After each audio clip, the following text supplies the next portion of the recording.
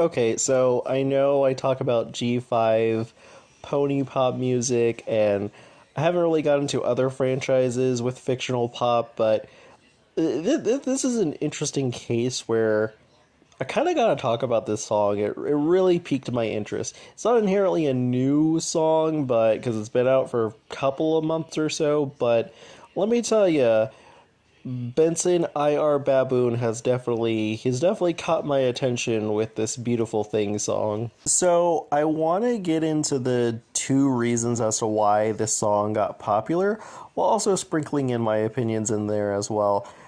So the one thing is, when you listen to Beautiful Things, you do notice some religious lyrics in there, and doing some digging, I found out that Benson Boone is a Mormon, and also at the same time, doing some digging into his other songs, yeah, he does throw some of the fact that he is religious in there. And it's not bad. It's nothing toxic or anything, and it's definitely not a turnoff for me personally. So as long as he's not doing anything toxic or anything like that, then yeah, you know what, this is totally fine.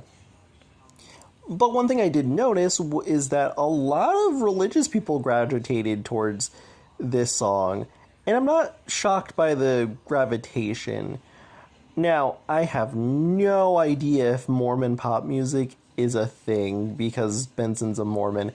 However, because I do live in a very religious Christian family, I am used to listening to Christian pop stations because of them.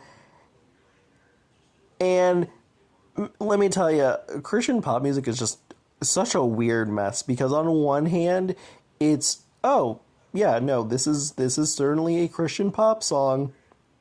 And then the other side of the spectrum, you're just going, whoa, whoa, whoa, whoa, whoa. Lois, this isn't my copy of Shawn Mendes' There's Nothing Holding Me Back. This is just religious There's Nothing Holding Me Back. I'd rather have just the regular Shawn Mendes version. What is this, Lois? So, I can definitely see why a lot of people were just like, Benson feels real, in a sense.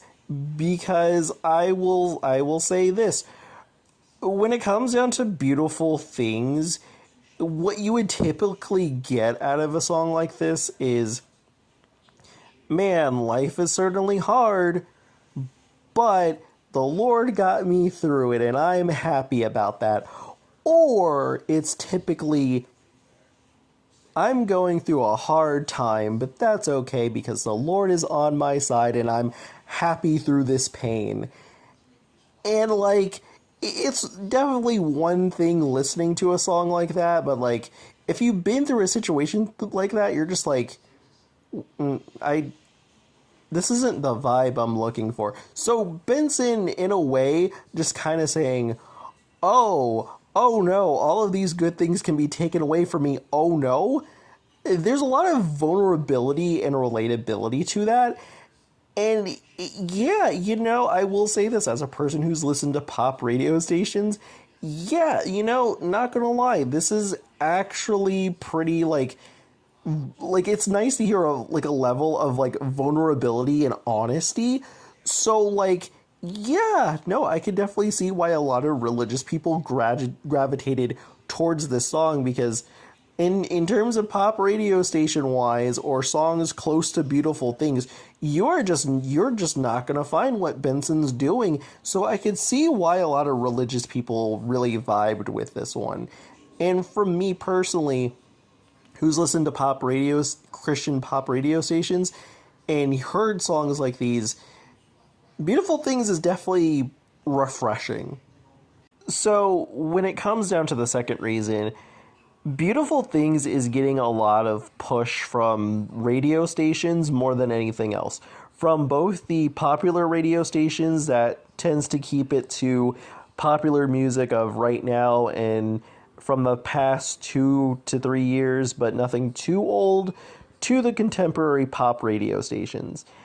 And when it comes down to the popular stations, they definitely need these type of acts because these type of acts like Benson Boone are very much a every once in a year or every other year.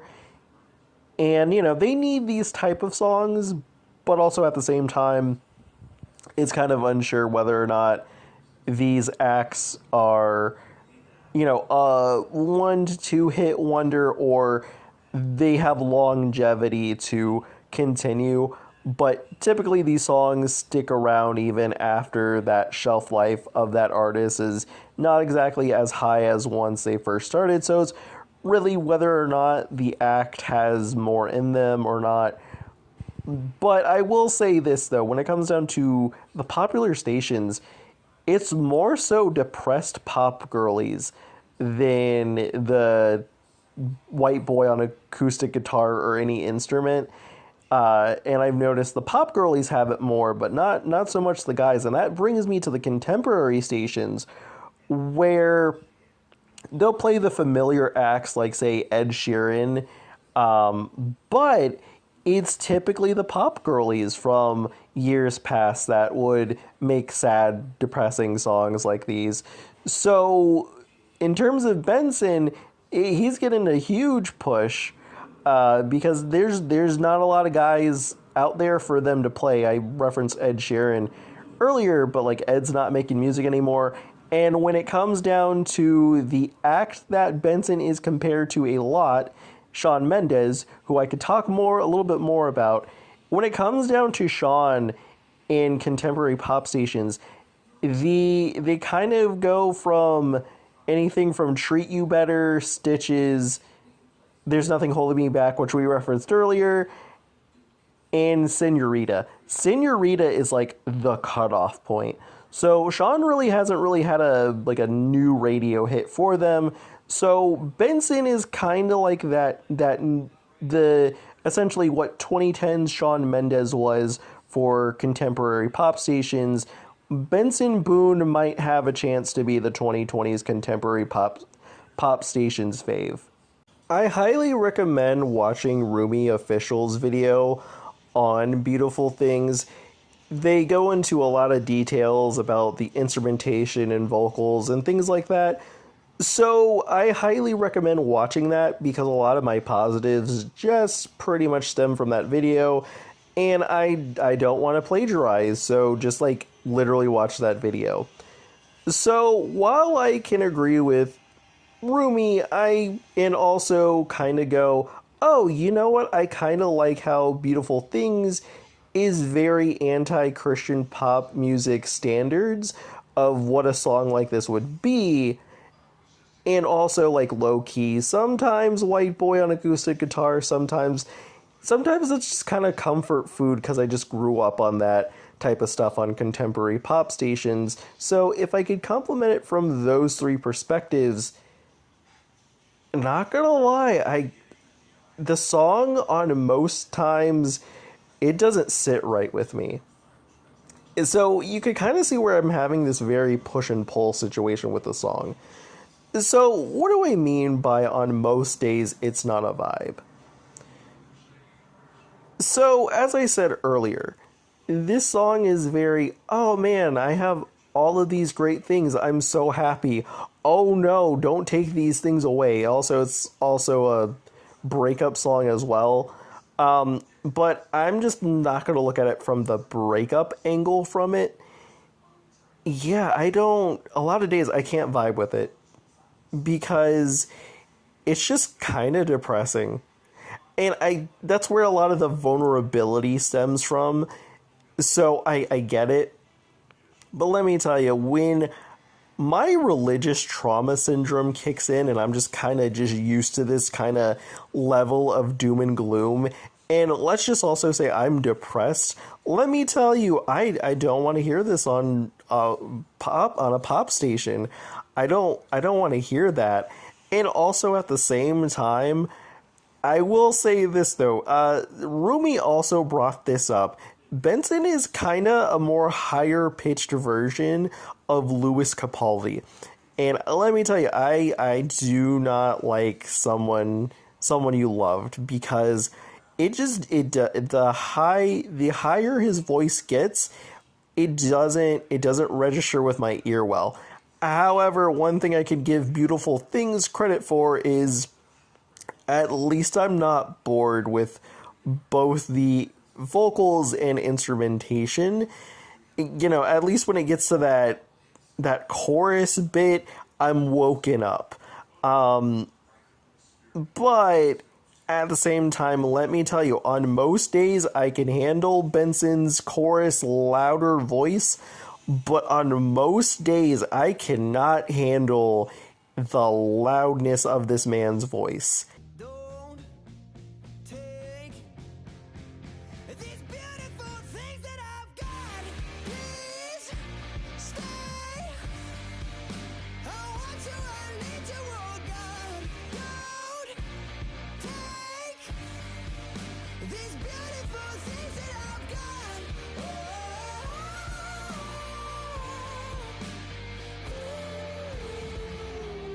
And at the same time, the loudness of his voice and also the instrumentation, I don't know, it just doesn't hit my ear well on those days where I'm not vibing with the song. And at the same time, sometimes when I've heard this song, I've low-key been stressed out. So yeah, it's such a mess. It's like some days I could be in the mood for it and okay to listen to it, but on other days it puts me in a really bad headspace, and I'm not really happy this ended up being Benson's big breakout hit, if I'm being totally honest. This is where things get interesting. So, depending on the live version you're listening to, the instrumentation and the presentation may vary on how Benson presents, but there's one common thing. The live performances have Benson slowing it down. Sure, Benson does still have the high register, but it's not as high as it used to. I used the clip earlier of the music video in the official version we are all listening to, but I'm going to be using the Jimmy Fallon version. Listen to the track difference. Stay. I want you, I need you, oh God. Don't take these beautiful things that I've got. Please stay. I want you, I need you, oh God. Don't take these beautiful things that I've got.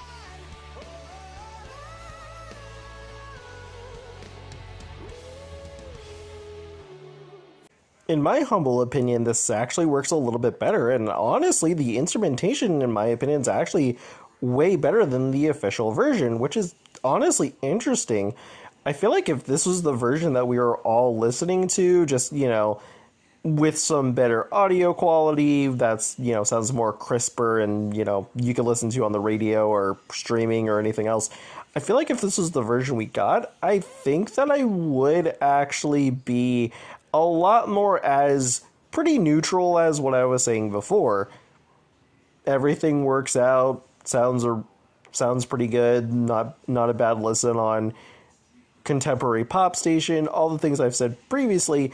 I feel like I wouldn't have these vocal and instrumentation problems that I just recently brought up, but with this version, it actually works pretty well, but sadly, the one that we have is the one we have to listen to, and it kind of bums me out because, I don't know, I feel like Benson has a lot of promise. Now, as I said earlier, in terms of where I live, both my contemporary pop station and my pop station that tends to keep it to popular music of now and going back 2 to 3 years, but, you know, still keeps it still on point, I guess. I guess that's the best way you could describe a station like that, I guess. But something interesting happened. Now, we have beautiful things, but both of my stations have a different Benson Boone song that they're playing in rotation when they're not playing beautiful things, and that's Slow It Down. And I'd argue Slow It Down is a much better version of Beautiful Things. It's not a breakup song, but it's still a relationship song, which this one more so focused on the relationship aspect. than Beautiful Things. I feel like Beautiful Things, and hence why the reason why I didn't focus on the breakup aspect, is more so because Beautiful Things is a lot more vaguer. Benson just uses a relationship as an example, but Slow It Down is just a lot more of a relationship song. And I'd say the instrumentation works a lot better when Benson does his high pitched voice. It's either to emphasize certain lyrics in the song, but it's a lot more of a slower song. But around the point where the song's about to end, around second chorus, I want to say, the song goes big and bombastic, but Benson doesn't have the big vocal issues I have when it comes down to the chorus in Beautiful Things. And I'm not gonna lie, I could kind of bop my head to Slow It Down. So honestly, Slow It Down should have probably been the song that Benson used to promote the new album. And if so, I think people would have vibed, but I will say this, it is very much a catch 50-50 situation. On one hand, you got a fun pop song, but with Beautiful Things, you do remove that relatability factor that a lot of people will say in the comments of the song. Life situations vary, so it's a very catch 50-50 situation, and I can look at it from that angle. But from me perspective, I'd rather have Slow It Down. But that's just me, though.